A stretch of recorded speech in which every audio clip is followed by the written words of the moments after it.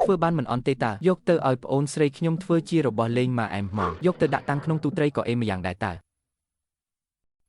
ស៊ូសៀវអញហ៊ានដណ្ដើមគោព្រះរបស់អញប៉ុន្តែឯងនៅតែមិនអាចសម្លាប់អញបានទេវើយច្បាប់នៃមហាតម្រងគ្មានអ្នកណាអាចបំបែកបានឡើយឲ្យតែមានអរិយធម៌ដួលរលំអញនឹងអាចត្រឡប់មកវិញជានិច្ចឲ្យតែអញនៅមានវិញ្ញាណសំបីតែបន្តិច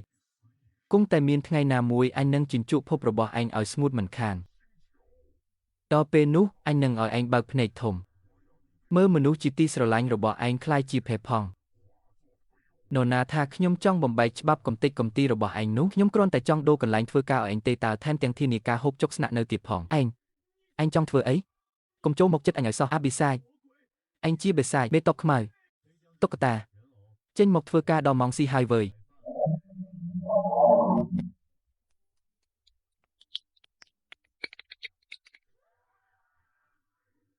ក្នុងនាមជាអ្នកការពារប្រទេសអ្នក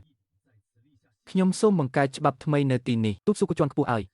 ចាប់ពីថ្ងៃនេះទៅឯងនឹងត្រូវឃុំទាំងអស់មួយជីវិតការងារថ្មីរបស់ឯងគឺធ្វើជាធម្មសាអចិន្ត្រៃយ៍ឲ្យសត្វចិញ្ចឹមទាំងពីររបស់ខ្ញុំនេះចាំដល់ពេលឯងសងបំណុលអរិយធម៌រាប់ម៉ឺនដែលឯងជំពាក់នោះអស់សឹមគិតគូររឿងចូលនិវត្តន៍ចុះណាធ្វើការកូដ007 7ថ្ងៃ24ម៉ោងគ្មានថ្ងៃឈប់សម្រាកទេវើយ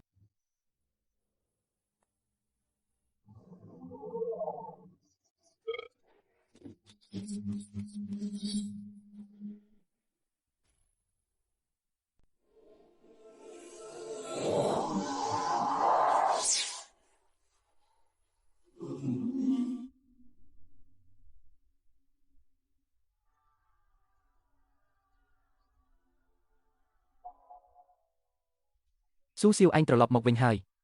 ឯងពិតជាបានចាត់ការអាប្រេះនោះមែនអាល្អិតឯងនេះពិតជាអស្ចារ្យមែនជាកម្ពូលវីរបុរសរបស់មនុស្សជាតិយើងហើយបងប្រុសបងធ្វើឲ្យអូនភ័យចង់ស្លាប់ហើយ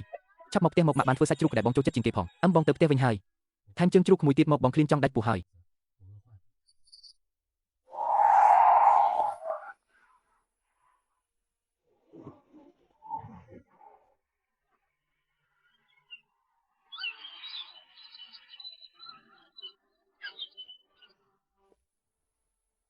គឺព្រះស៊ូត្រឡប់មកវិញហើយពួកយើងរស់ហើយមនុស្សជាតិត្រូវបានសង្គ្រោះហើយខ្ញុំស៊ូសៀវក្នុងនាមជាព្រះសូមកាត់ក្តីរាល់អំពើបាបទាំងឡាយនៅលើលោកនេះ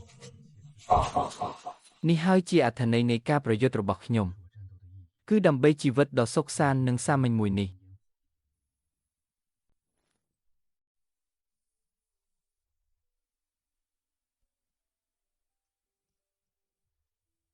ព័ត៌មានចាប់ផ្ដើមហើយវីរបុរសជាតិយើងស៊ូសៀវបានដោះស្រាយវិបត្តិសកលលោកដោយជោគជ័យ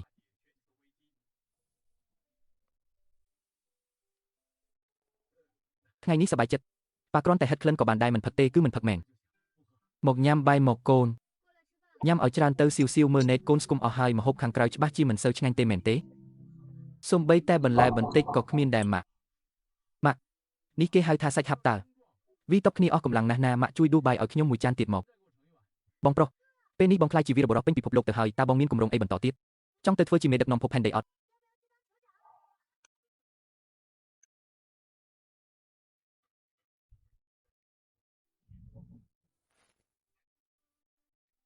គម្រោងគិតថាថ្ងៃស្អែកគេងត្រូវមកមួយថ្ងៃគេងតតែភ្ញាក់ខ្លួនឯងហ្មងពីថ្ងៃនេះរវល់សឹងតែដាច់ខ្យល់ឡើងដកខ្មៅក្រោមភ្នែកអស់ហើយបើមិនប្រញាប់គេងសឹងវិញទេខ្ញុំច្បាស់ជាចាស់ជាងអាសត្វល្អិតអាក្រក់នោះមិនខានបន្ទាប់មកគឺនាំពុកម៉ាក់និងអូនទៅដើរលេងជុំវិញពិភពលោកពីមុនមិនសូវមានពេលឥឡូវត្រូវតែសឹងវិញហ្មងគេថានៅទ្វីបអង់តាក់ទិកឥឡូវដុះស្លឹកមេផលក្រហមហើយពួកយើងទៅអាំងសាច់នៅទីនោះទៅយេបានទៅអាំងសាច់នៅអង់តាក់ទិកហើយ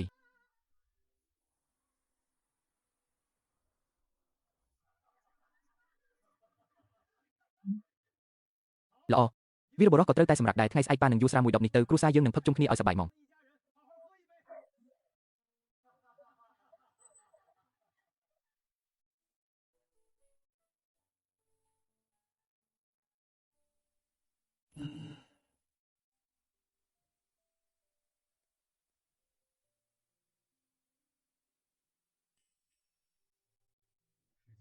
ខាងគណៈកម្មាធិការកសាងពិភពលោកគេចង់តែងតាំងឯងជាប្រធានសភាខ្ពស់បំផុតតែខ្ញុំបានបដិសេធជំនួសឯងហើយមានតែលោកតាលីទេដែលយកចិត្តខ្ញុំអត់ចូលចិត្តប្រជុំអីនឹងទេឲ្យខ្ញុំអង្គុយក្នុងការិយាល័យអានឯកសារពិបាកជាងឲ្យខ្ញុំទៅសម្លាប់តែម្ដងទៀតទៅទៀត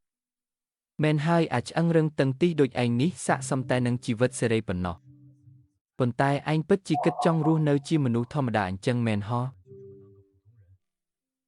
ធ្វើមនុស្សធម្មតាក៏ល្អម្យ៉ាងដែរតើ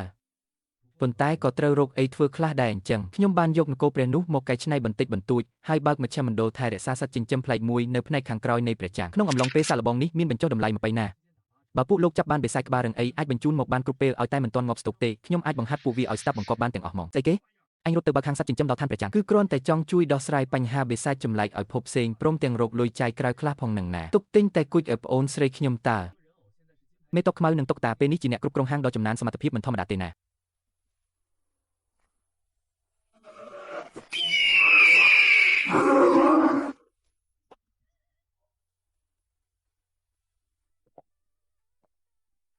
អាល្អិតឯងនេះសង្គ្រោះពិភពលោកគ្រាន់តែដើម្បីទិញតែគួចឲ្យប្អូនស្រីអញទេអេ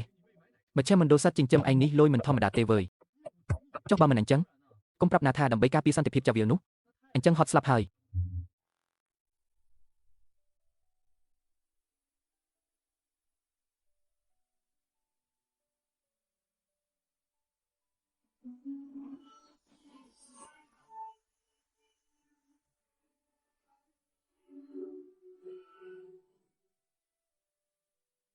បងប្រុសបងថាចាវាលធំយ៉ាងនេះថ្ងៃក្រោយនៅមានមនុស្សអាក្រក់មកធ្វើបាបពួកយើងទៀតអត់ដូចជាអាសាហ្វ្លអត់ដ៏អាក្រក់មួយនេះអញ្ចឹងប្រហែលជាមានហើយមើលទៅព្រោះចាវាលនេះធំណាស់គង់តែមានអាណាដែលមិនចេះមើលកាលៈទេសៈទេ